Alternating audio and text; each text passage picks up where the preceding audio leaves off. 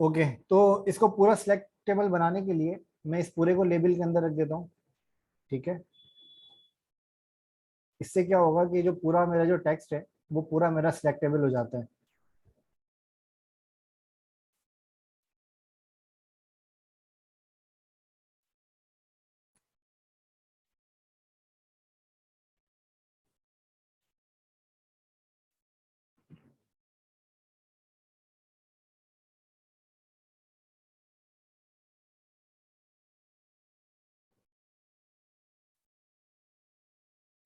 Okay, तो अभी अगर आप यहाँ पर देखेंगे तो यहाँ पर आप इस पूरे को क्लिक करेंगे तो ये पूरा आपका सिलेक्टेबल हो जाएगा। अभी इसके ऊपर अगर हमने सिलेक्ट करेंगे तो यहाँ पर मैं क्लिक कर रहा हूँ तो यहाँ पर ये सिलेक्ट नहीं हो रहा। ठीक है, जब तक मैं इसको यहाँ पर क्लिक नहीं कर रहा। लेकिन अगर आप इसको भी पूरा सिलेक्ट करना है तो आप इस पूरे को आप लेबल के अंदर आप ले लें।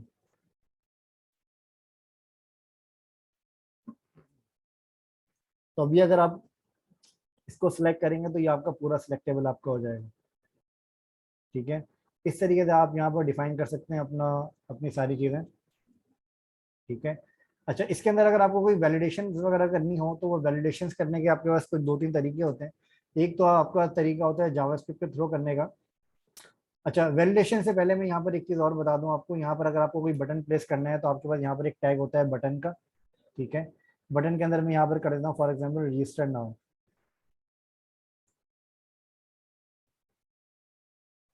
ठीक है, यहाँ पर आपके पास बटन नजर आ रहा है रजिस्टर नाउ का। इसको मैं थोड़ा सा स्टाइल कर देता हूँ।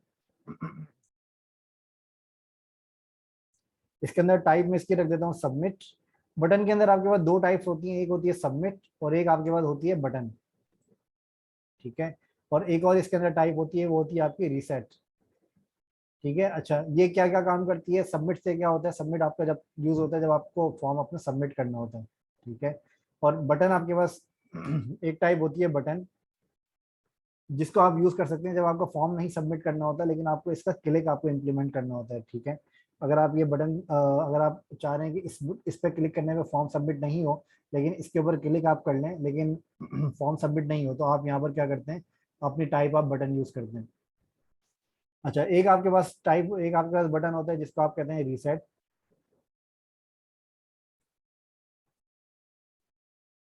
ठीक है, इसके अंदर आपकी टाइप होती है रीसेट। ये तीन बटन मैंने यहाँ पर बनाए हैं। इसको मैं थोड़ा सा यहाँ पर स्टाइल दे देता हूँ आपके बटन्स का।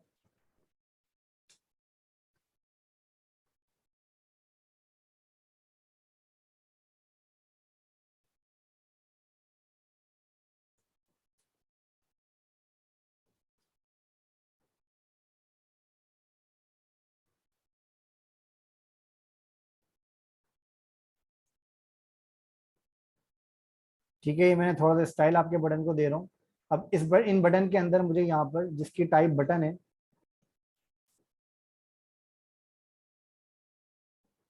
उसके ऊपर मुझे बैकग्राउंड रिमूव करना है, या इसको वाइट कर देता हूँ मैं।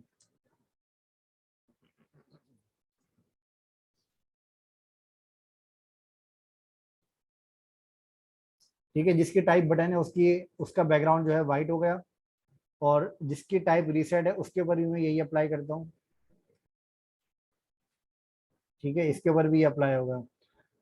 अब इसके अलावा अब यहाँ पर अगर आप देखेंगे तो, अच्छा, इसके ऊपर अगर मैं यहाँ पर अगर बटन जो आप देख रहे हैं यहाँ पर इसके ऊपर अगर मुझे रेडियस अप्लाई करना है तो वो रेडियस भी मैं यहाँ पर अप्लाई कर सकता हूँ। ठीक है, इस तरीके से कलर्स वगैरह अगर मुझे चेंज करने हैं तो वो भी मैं यहाँ पे चेंज कर सकता हूँ कलर्स वगैरह को भी। ठीक है, अगर आपको इसके अंदर डिफरेंट स्टाइल्स आपको अप्लाई करना है बटन के ऊपर, फॉर एग्जांपल बटन के ऊपर आपको चाहिए बॉर्डर सॉलिड,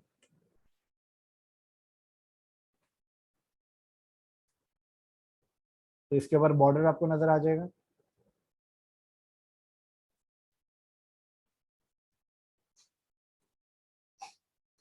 ठीक है, इसके ऊपर मार्जिन में अप्लाई कर देता हूँ फॉर एग्जांपल।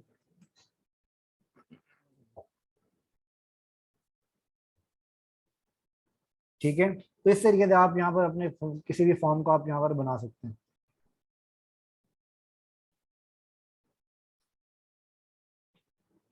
एक एक और आपके पास यहाँ पर होता है जिसको आप कहते हैं टेक्स्ट एरिया, जिसके अंदर आप अपने कमेंट्स को आप यहाँ पर लिख सकते हैं।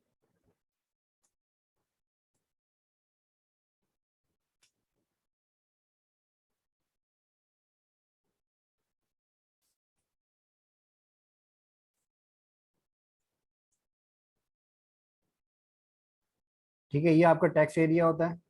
टैक्स एरिया के ऊपर भी मैं यहाँ पर कुछ स्टाइल अप्लाई कर देता हूँ। सबसे पहले मैं यहाँ पर इसको बता देता हूँ, जो मेरा इनपुट है ये वाला,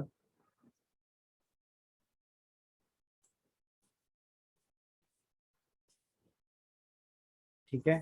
टैक्स एरिया भी मैंने यहाँ कॉमा सेपरेटेड करके डिफाइन कर दिया, तो ये टैक्स एरिया पे भी मेरा स्टाइल अप्लाई हो गया। लेकिन टैक्स एरिया पे मुझे हाइट नहीं चाहिए, तो मैं यहाँ पर क्या करूँगा, टैक्स एरिया को यहाँ पर मैं सेपरेट स्टाइल अप्लाई करके हाइट में बता दूंगा इसको ऑटो। ठीक है, टैक्स एरिया की अब हाइट नहीं आ रही मेरे पास, लेकिन अच्छा, टैक्स एरिया की हाइट नहीं आ रही मेरे पास, और लेकिन यहाँ पर मेरे पास इसकी फील्ड मुझे क्लास डिफाइन करनी है कमेंट्स की। ठीक है, टैक्स एरिया के अंदर आपके पास एक ऑप्शन होता है जिसको आप कहते हैं रॉस, कि आपका जो टैक्स एरिया है वो कितनी रॉस का होना चाहिए। फॉर एग्जाम्पल मैं यहाँ पर 8 कर देता हूँ, तो आपको टैक्स एरिया का जो आपको साइज है वो आपको बड़ा नजर आएगा। ठीक है, इसके अंदर आप इसकी साइजिंग भी आप यहाँ से कर सकते हैं, लेकिन अगर आपको इसके अंदर मैक्सिमम विड्थ अगर आपको डिफाइन करनी है तो वो भी आप यहाँ पर डिफाइन कर सकते हैं। ठीक है, अगर आप मैं यहाँ पर जाता हूँ और यहाँ पर जो टैक्स एरिया मेरा होता है इसको मैं यहाँ पे बता देता हूँ मैक्स विड्थ 100%। ठीक है, अब मैं अगर इसको यहाँ से बाहर निकालूंगा तो आपको यहाँ से नजर आएगा कि ये बाहर नहीं निकल रहा। ठीक है, इसी तरीके से मैं यहाँ पर मिनिमम विड्थ भी डिफाइन कर दूंगा, तो अभी ये मेरा यहाँ पर इसकी विड्थ हमारी कम नहीं होगी, लेकिन हाइट हमारी इसकी चेंज हो सकती है। ठीक है, ओके जी, कुछ पूछना है आप में से किसी को इसके अंदर? क्लियर है ये? सर ये जो डिस्प्ले ब्लॉक की जो प्रॉपर्टी आपने इस्तेमाल की है उसके बारे में बताइए। डिस्प्ले ब्लॉक की, ओके। अच्छा, डिस्प्ले ब्लॉक की प्रॉपर्टी क्या करती है, आपके पास जो टैग्स होते हैं वो टैग्स, आपके पास कुछ ऐसे टैग्स होते हैं जो कि आपके पास इनलाइन टैग्स होते हैं। ठीक है, इनलाइन का मतलब ये है कि जैसे आपके पास अगर पैराग्राफ है, तो पैराग्राफ आपका एक ब्लॉक प्रॉपर्टी बाय डिफॉल्ट होती है, जिसके अंदर ब्लॉक का मतलब ये होता है कि वो आपका ऑटोमेटिकली 100% विड्थ का स्पेस ले लेता है।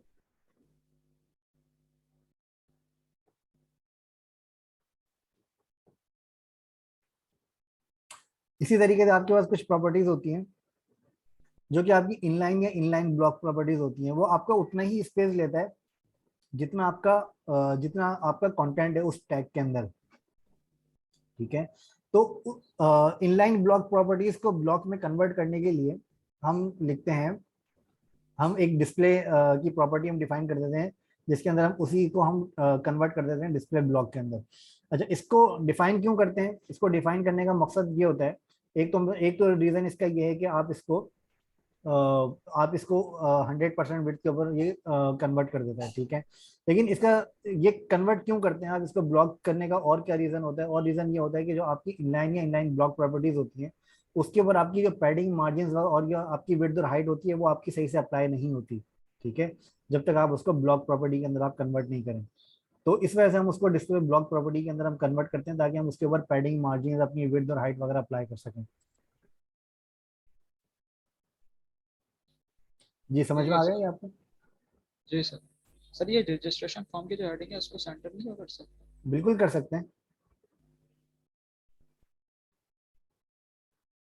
जैसे कि हमारे पास यहाँ H1 आ रहा है ना, इस H1 को मैं यहाँ पे कर देता हूँ टेक्स्ट अलाइन सेंटर। सेंटर में हमारा होगा। ठीक है, यहाँ पर आप कोई टेक्स्ट वगैरह भी लिख सकते हैं।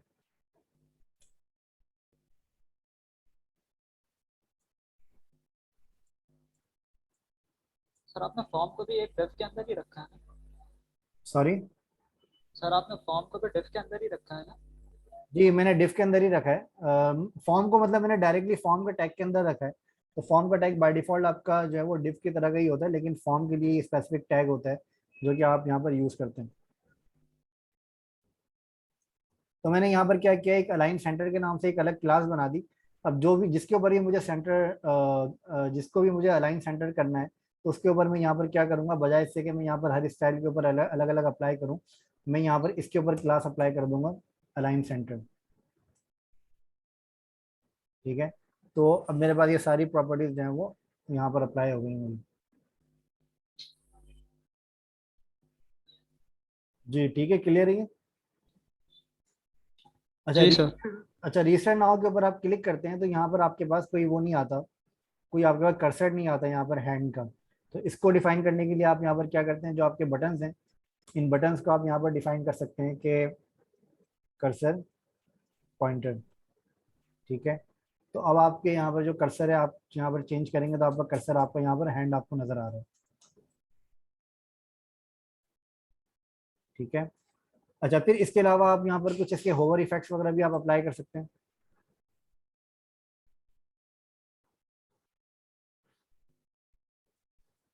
ये होवर्स वगैरह के बारे में आपको बाद में और बताऊंगा, लेकिन अभी फिलहाल मैं आपको ये समझा देता हूँ।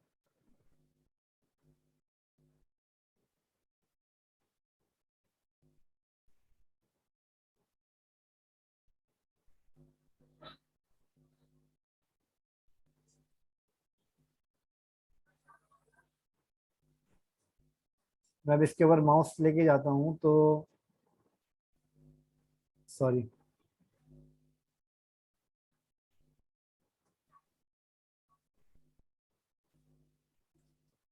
तो अभी आपको यहाँ पर इसका होवर इफेक्ट भी आपको यहाँ पर नजर आ रहा है। ठीक है, होवर के ऊपर मैं इसका कलर भी वाइट कर सकता हूँ। तो ये होवर इफेक्ट्स आप किसी पे भी आप अप्लाई कर सकते हैं, जरूरी नहीं है कि आप सिर्फ इसके ऊपर आप अप्लाई करें। ठीक है, इसके अलावा आपके पास अगर आपका ये बटन डिसेबल है तो डिसेबल के लिए भी आप यहाँ पर अलग से आप CSS आप अप्लाई कर सकते हैं। फॉर एग्जांपल आपका जो रजिस्टर नाउ का बटन है ये आपका डिसेबल फॉर्म में आ रहा है। ठीक है, तो अभी आप यहाँ पर देखेंगे तो ये आपका बटन डिसेबल फॉर्म के अंदर आ रहा है, जो कि आपका क्लिक नहीं कर सकते आप यहाँ पर। ठीक है, तो इसके लिए भी आप यहाँ पर अलग से CSS आप यहाँ पर अप्लाई कर सकते हैं कि फॉर एग्जाम्पल जो आपका बटन है वो अगर डिसेबल फॉर्म में है तो आप यहाँ पर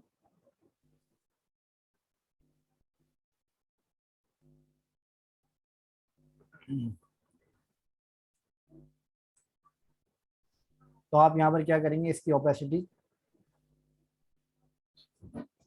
आप 0.4 आप अप्लाई कर देंगे और इसको इसके ऊपर जो कर्सर है आपका वो आपका हो जाएगा डिफॉल्ट।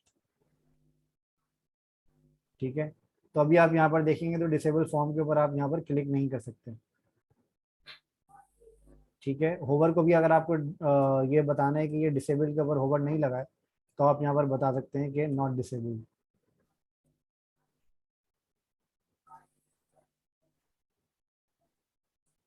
ठीक है, अब आपका होवर भी नहीं आ रहा है डिसेबल फील्ड के ऊपर। तो इस तरह की चीज़ें आप यहाँ पर अप्लाई कर सकते हैं अपने पास जो आपकी HTML और जो आपकी CSS होती है। ठीक है, इसके अंदर किसी को कुछ पूछना है, कुछ समझ में नहीं आया हो तो ऑल सर क्लियर। ये जी बोलो। सर ये आपकी आवाज़ ठीक नहीं आ रही। सर ये होवर इफेक्ट को दोबारा बता दें। अच्छा, होवर इफेक्ट आपका होता है जो कि आप अप्लाई करते हैं जब भी आप किसी भी टैग के ऊपर आप माउस लेकर जाते हैं तो ये आपका होवर इफेक्ट आपके वहां पर अप्लाई होता है। ठीक है, फॉर एग्जांपल अगर आपको ये होवर इफेक्ट आपको इस इनपुट के ऊपर अगर आपको अप्लाई करना है तो आप यहाँ पर क्या करेंगे, जो आपका इनपुट का जो टैग है, जो आपका इनपुट का टैग है, जैसे कि यहाँ पर जो मैंने इनपुट डिफाइन किया है वो है मेरा ये मेरे इनपुट्स हैं। ठीक है, तो इसके ऊपर मैं यहाँ पर बताता हूँ field input not check box, और इसको मैं बता देता हूँ होवर। ठीक है, ये ऐसे भी बता सकता हूँ या फिर मैं इसको डायरेक्ट ऐसे भी मैं अप्लाई कर सकता हूँ। इनपुट के ऊपर होवर मुझे अप्लाई करना है तो यहाँ पर मैं बता देता हूँ बैकग्राउंड ऑरेंज। ठीक है, और इसको मैं थोड़ा सा स्टाइल इसका थोड़ा सा मैं इस तरीके से मैं अप्लाई कर देता हूँ ताकि आपको नज़र आ जाए। ठीक है, तो इस तरीके से आप यहाँ पर अपने होवर इफेक्ट्स आप यहाँ पर अप्लाई कर सकते हैं। अगर आपको बैकग्राउंड चेंज नहीं करना, आपको अगर सिर्फ बॉर्डर वगैरह चेंज करना है तो आप यहाँ पर बॉर्डर भी चेंज कर सकते हैं।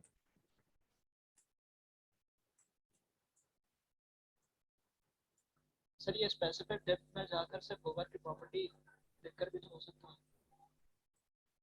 सॉरी, क्या कह रहे हैं। सर ये स्पेसिफिक डेप्थ की उसमें प्रॉपर्टी में जाकर सिर्फ एक होवर की प्रॉपर्टी देकर भी तो हो सकता है ये। यही मैंने आपको बताया ना,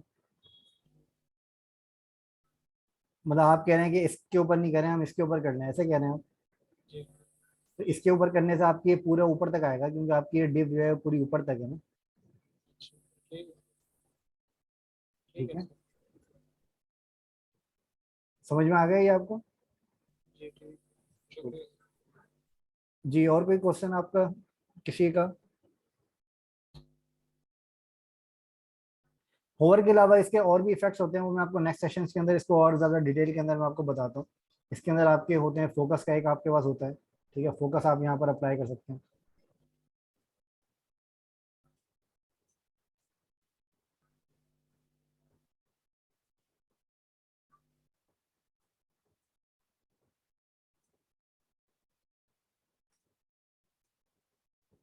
तो फोकस होता है तो आपका ये ब्लू हो जाता है, ठीक है। होवर करते हैं तो ऑरेंज होता है, जैसे ही आप फोकस करते हैं तो ये ब्लू हो जाता है, ठीक है। ब्लू के बजाय मैं यहाँ पर ग्रीन कर देता हूँ इसको दिखाने के लिए आपको। होवर है, अभी फोकस किया मैंने। अच्छा, तो वो असल में इसकी आउटलाइन भी लगाई हुई होती है बाय डिफॉल्ट, ठीक है। तो आउटलाइन भी आपको हटानी होती है।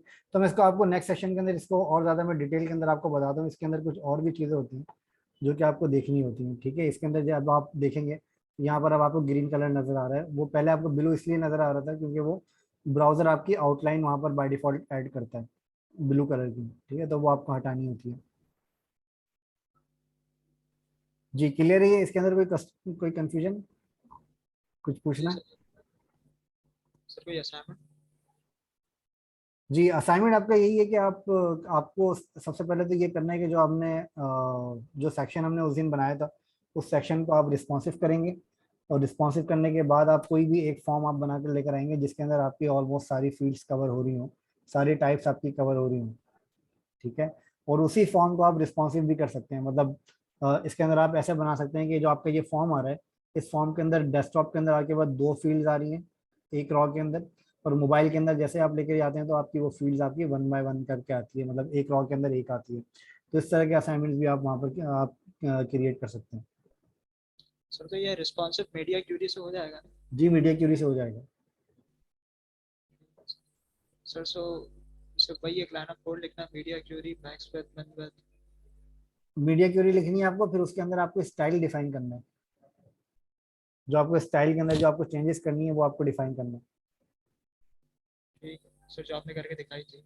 जी जी, जो मैंने करके दिखाई थी आपको, उसी तरीके से आपको स्टाइल डिफाइन करना है। और अब स्टाइल आप कोई भी डिफाइन कर सकते हैं, जैसे कि फॉर एग्जांपल हमारे पास जो बॉडी है इसका बैकग्राउंड कलर ऑरेंज है, ठीक है। अब अगर मैं मीडिया क्यूरी यहाँ पर डिफाइन करता हूँ, for example,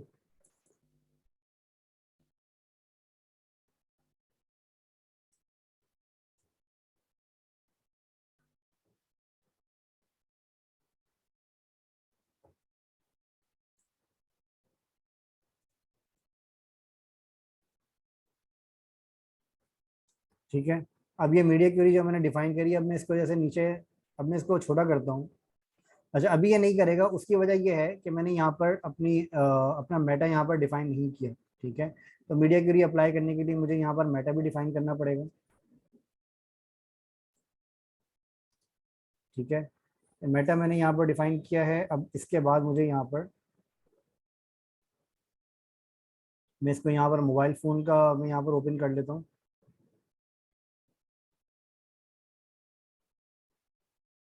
media only screen and max width 1000 pixel.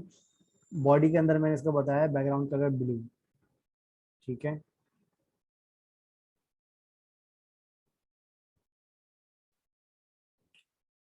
अच्छा,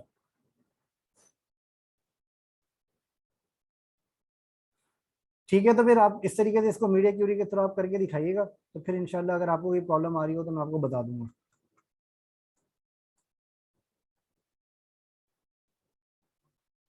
ठीक है सर, शुक्रिया। ठीक है, ओके, चलें फिर नेक्स्ट सेशन के अंदर मुलाकात होती है। जब तक के लिए अपना ख्याल रखें। Thank you so much. अल्लाह हाफिज़।